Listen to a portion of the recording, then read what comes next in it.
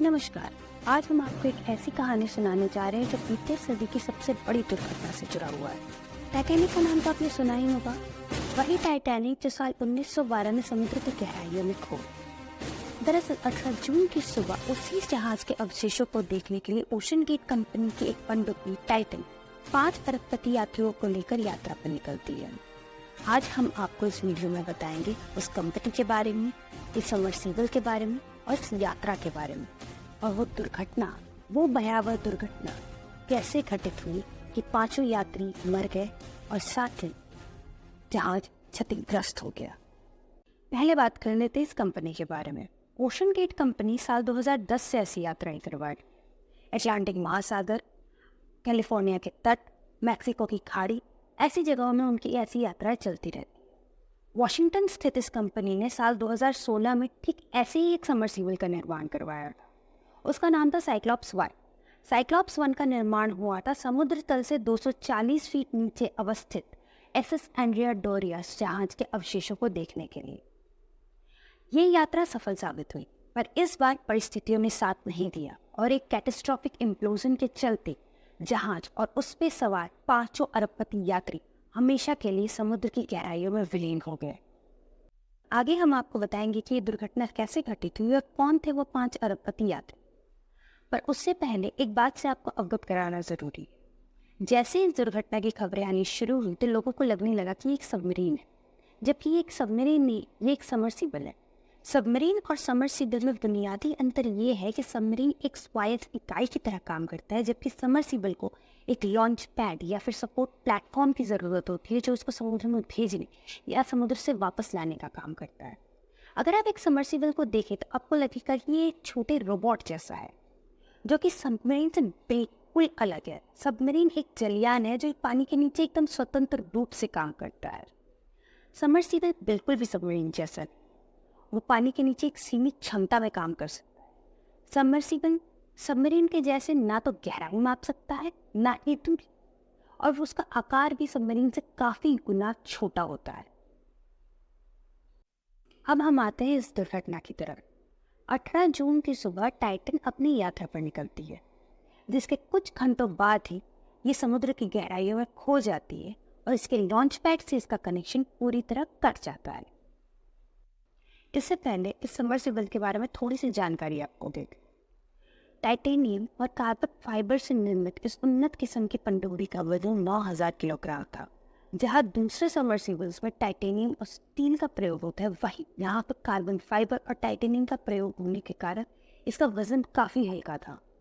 एक आम मिनीवैन से इसका आकार थोड़ा ही बड़ा था, जिस कारण ये अपने यात्रियों को एक सीमित स्थान ही प्रदान कर पाता था।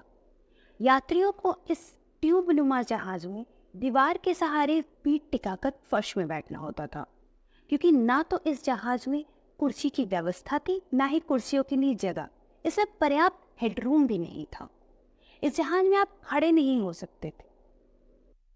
इस जहाज को पानी में छोड़ने से पहले इसको बोल्ट से बंद कर दिया जाता था। खाने पीने से लेकर शौच की व्यवस्था आपको जहाज के अंदर ही मिलती थी। इसके बाद इस जहाज को एक आइस ब्रेकर शिप द्वारा लॉन्च किया जाता था। अगर आप ओशन गेट कंपनी की माने तो ये अब तक की सबसे गहरी गोता लगाने वाली पनडुब्बी है और इसमें एक बेजोड़ सुरक्षा सुविधा लगी हुई है। अगर इस यात्रा के बारे में बात की जाए तो 10 घंटे तक चलने वाले इस यात्रा में यात्रियों को कुल 20 मिनट ही टाइटैनिक का मलबा देखने के लिए मिलते थे, जिसके लिए $2.5 लाख खर्च करने पड़ते हैं। ये तो होगी सबमर्सिबल की बात। अब बात इस हादसे के बारे में।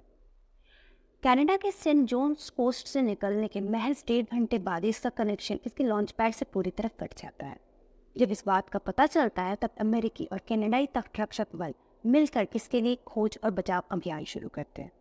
या एक बात ये गौर करने की है कि जब पता चलता है कि जहाज खो चुका है, उस वक्त इस जहाज में महज 80 घंटे का ऑक्सीजन बचा रहता है और इसमें 5 बेहद अहम यात्री शामिल रहते हैं, जिनमें से 2 पाकिस्तानी अरबपति शहजादा दाऊद और उनका 19 साल का बेटा सुलेमान। एक तो खुद ओशन गेट कंपनी के सीईओ डॉक्टर रश थे, जो खुद इस जहाज का संचालन कर रहे थे।